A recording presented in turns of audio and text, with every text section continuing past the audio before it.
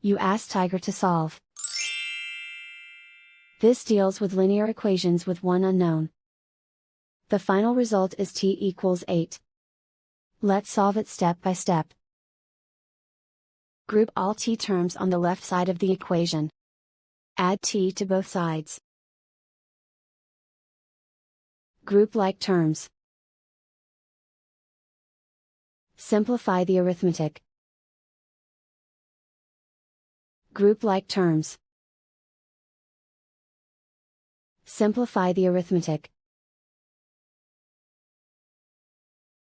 Group all constants on the right side of the equation. Add 5 to both sides. Simplify the arithmetic.